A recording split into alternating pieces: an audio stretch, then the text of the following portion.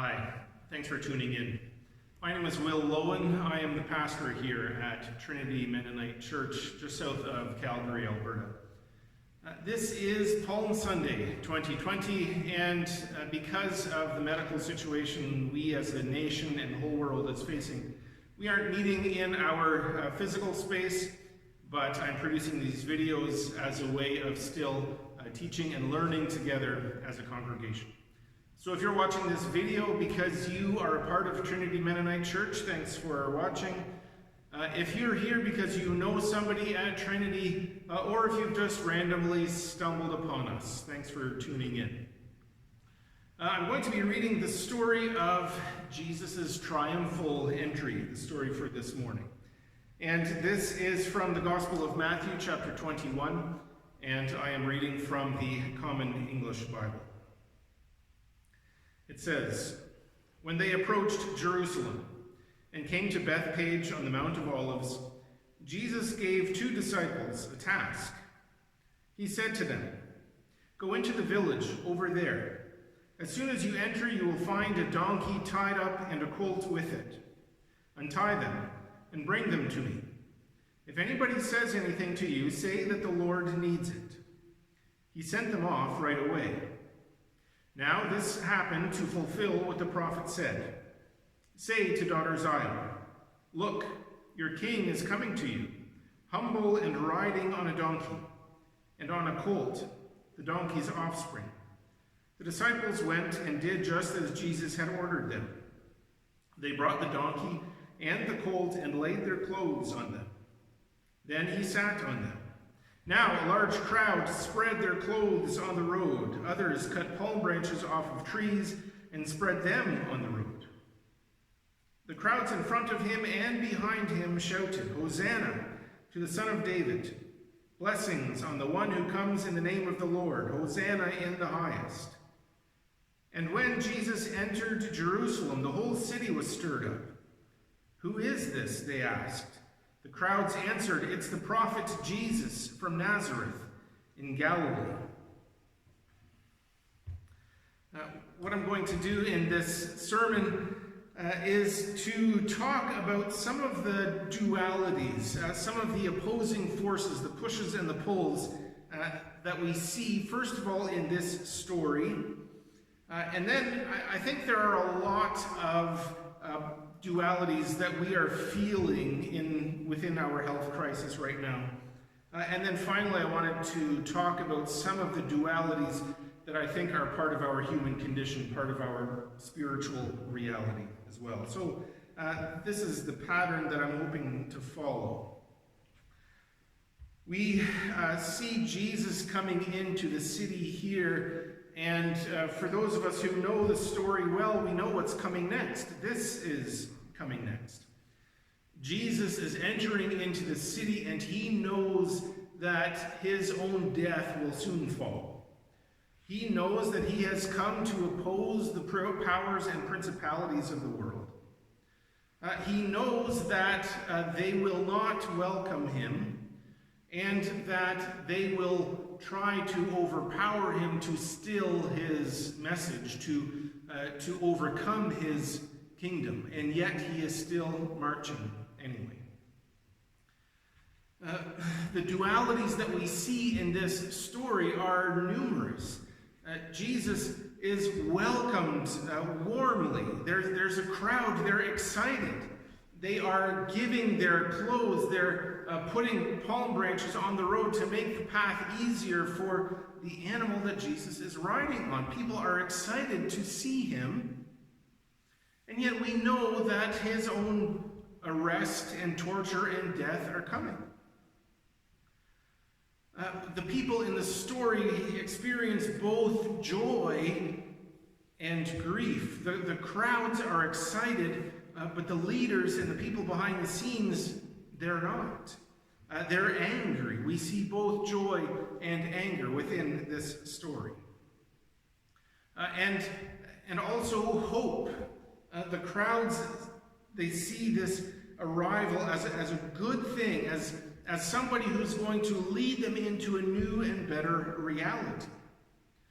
But inside of the city walls, It says that the whole city was stirred up, that they weren't ready for this. They didn't know who he was, and they didn't know what it meant. There's hope and there's despair within this same story. There's excitement and there's anger. Both of these are happening within this story. Now, we have a few other stories of Jesus in different parts of the Bible where he seems to have a kind of a divine knowledge of people, which isn't outside of what we understand about Jesus, but a lot of us have friends like this. Somebody in your life who with one look can see through the artificial appearance that you're putting on. If you're pretending to be happy, if you're pretending to be excited, even if you're pretending to be content, they can see behind it. They know that you're not, and they know to ask the right questions to see why you are down, why you feel the need to pretend to be happy. And then on the other side, there are times where we pretend that we don't want people around. There are times where we pretend to be angry or sad when really we just want people to be close to us. And our good friends, our true friends, the people with that sort of insight, they are the ones who can see through it and help us to get to the point where we need to be. We believe Jesus is this kind of presence, not just personally in these stories, but in our spiritual relationship with Jesus. So Jesus enters into the city experiencing these dualities, knowing that these dualities are there. He can tell when he looks at people that they are excited to see him. He can also tell when he looks at people and he sees the fear and the insecurity in their eyes. He can see that some of the people who are shouting Hosanna and the exciting things that they're shouting, that some of them, probably not all of them, but some of them in a few days will also be shouting, crucify him. Jesus could see that. He could see the dualities in those people's eyes.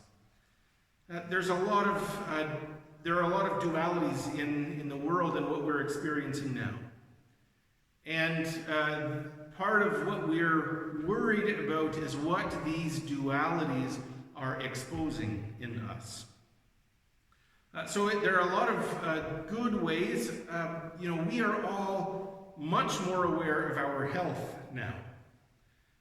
Before this, we would have taken for granted that we were healthy.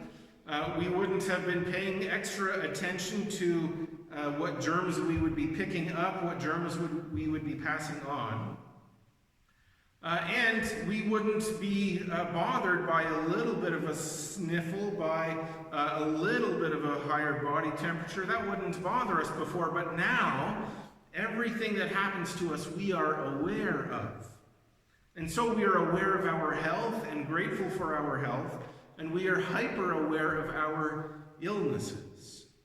And so I've talked to lots of people who are saying, I have the sniffles, is that too much? My stomach is bothering me, is that one of the symptoms? Now, most people are paying attention to their to fever in their bodies, to their sense of smell. Those are pretty common warning signs. But we are all much more aware and appreciative of our health than we were before. But it's only because the sickness has made us that much more aware. Now, we are experiencing isolation. And we are aware now of the gatherings we can't have. There are families who were getting ready to celebrate birthday parties, and they can't anymore. And children are devastated, but families and communities are coming together to make it happen in other ways. Families are driving by, having a sort of a miniature parade for children who are celebrating birthdays. We are seeing people go out of their ways to be creative, children and grandparents playing games on through opposite sides of a window to value the closeness but still respect the isolation that we're supposed to be following.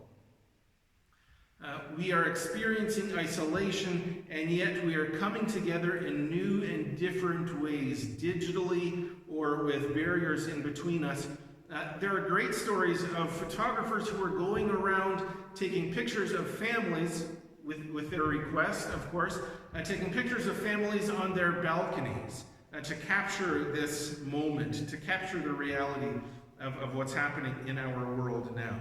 We are experiencing isolation, and we are experiencing gathering together. These dualities are happening right in front of us.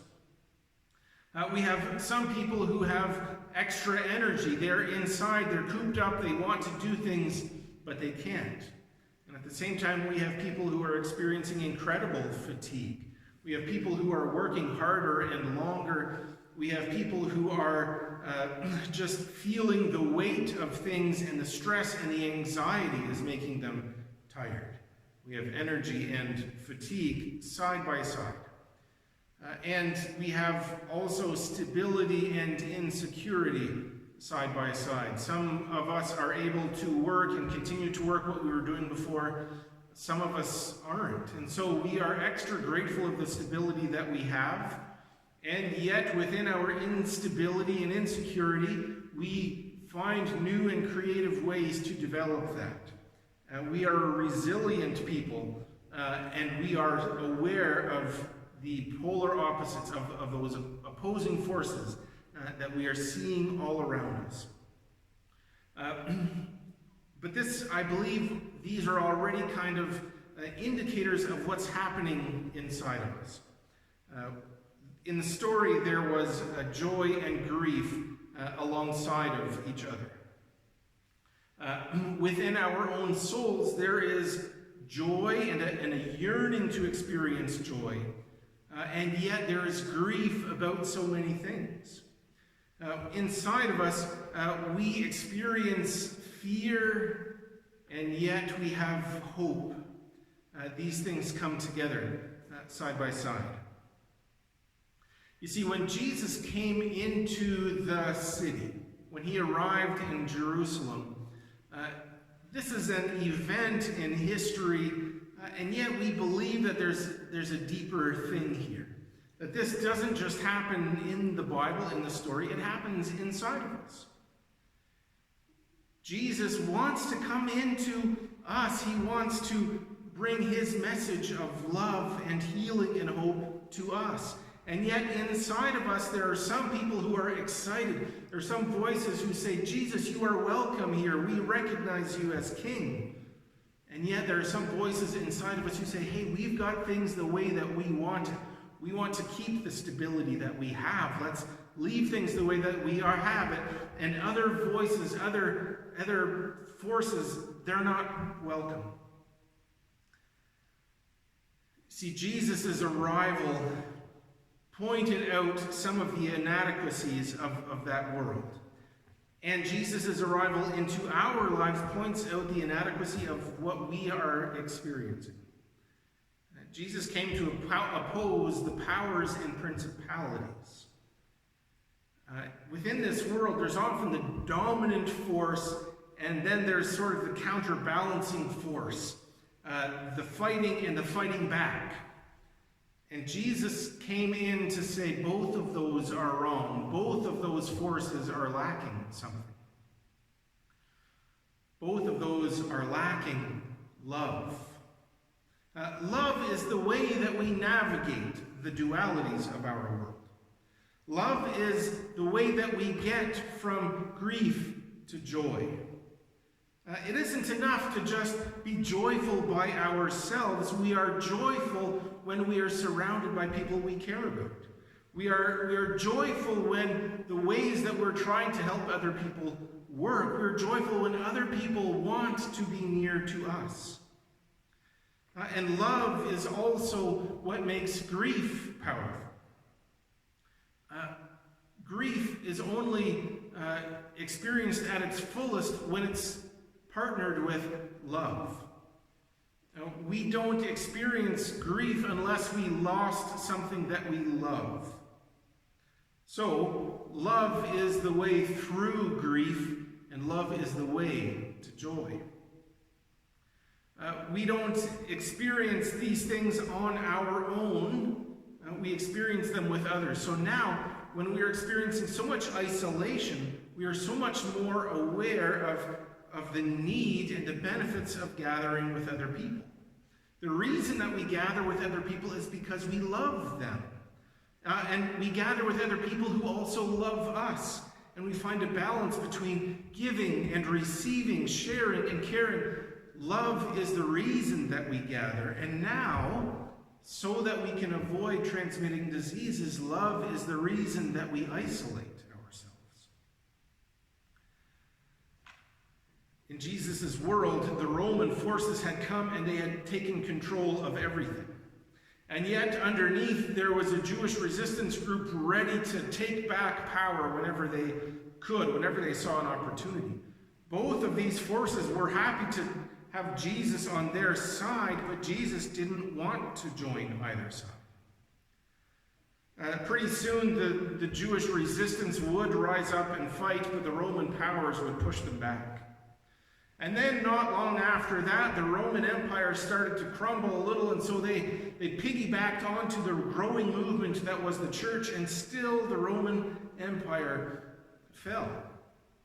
Empires will rise and fall, resistance movements will succeed and they will fail, but those aren't what ultimately matters. What ultimately matters is love. You see, one of the other dualities that we experience internally is emptiness and wholeness.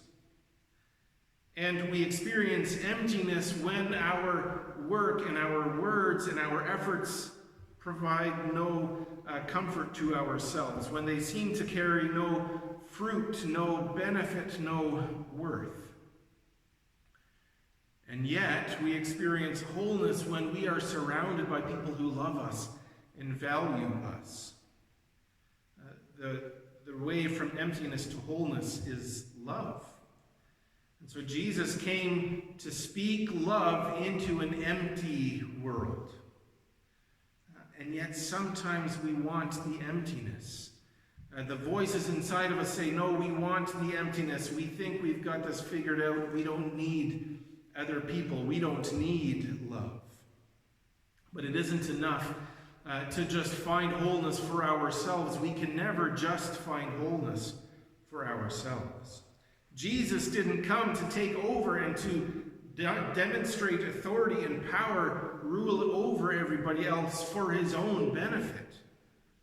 He did this for everybody else. He was willing to die for the benefit of everybody else. And in his death, there was meaning and value and love for everyone else, which meant life, the ultimate duality of life and death. Jesus marched into Jerusalem preaching love to the people there.